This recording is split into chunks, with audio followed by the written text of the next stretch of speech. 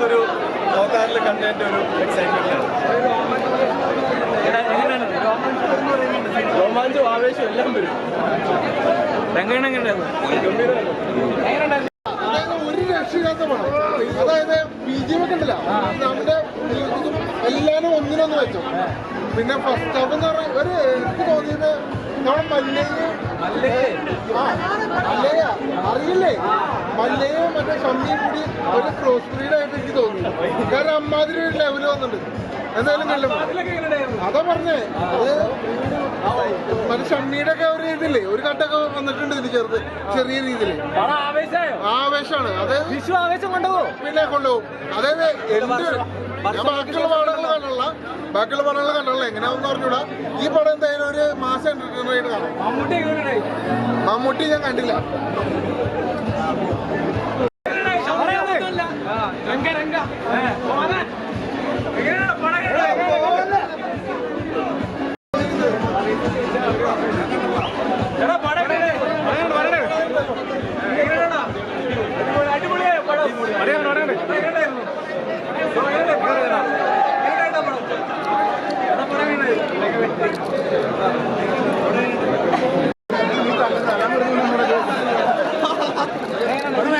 Excellent തകർത്തൊരു രക്ഷയില്ലാത്തതാണ്.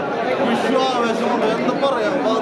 Performance ഇമോഷണലാണെങ്കിലും സ്റ്റണ്ടാണെങ്കിലും music ആണെങ്കിലും ഒന്നും പറയില്ല. അഡാറ് പടം, എന്താ പറയാ. എന്താ യൂത്ത് പടം ഏറ്റെടുത്തു. വിഷു എന്തായാലും ആവേശം കൊണ്ടുപോയി. 3 പടം കണ്ടതിലും ആവേശം കൊണ്ടുപോയി. എന്തായാലും തകർത്തു. ആദിവാസം 200 അടിക്കോ? 200 അടിക്കോ? പിന്നെന്താ, ഇനി അടിക്കും. ഇതൊക്കെ വന്ന് ഇനി അടിച്ചു, ഇതൊക്കെ പോയി. ഇനി ഇതിന്റെ കാലൊക്കെ കഴിഞ്ഞു. ഞാൻ പിടിക്കുക തകർത്തു. പിള്ളേരെ ഏറ്റെടുക്കും. ആവേശമാണ്, ഇനി മൊത്തത്തിൽ ആവേശമാണ്. മ്യൂസിക് ഒക്കെ എങ്ങനെയുണ്ടായിരുന്നു? മ്യൂസിക് തിയേറ്ററിലൊന്ന് വന്ന് കാണണം. മസ്റ്റ് വാച്ച് തിയേറ്റർ പടം. ആവേശം തകർത്തുണ്ട് പടം. രംഗണ്ണൻ പൊളിയാണല്ലേ?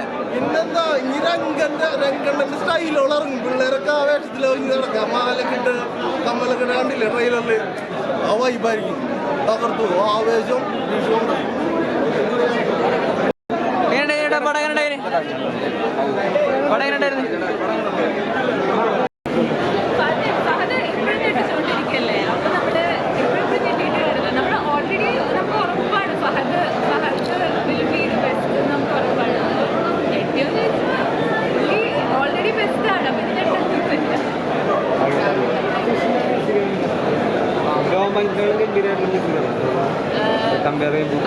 അങ്ങനെ കമ്പയർ ചെയ്യാൻ പറ്റില്ല. അത് വേറൊരു മൂഡാണ്.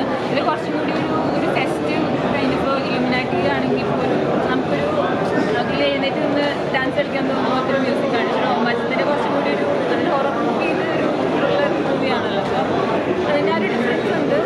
മ്യൂസിക്കിനാണെങ്കിലും എനിക്കങ്ങനെ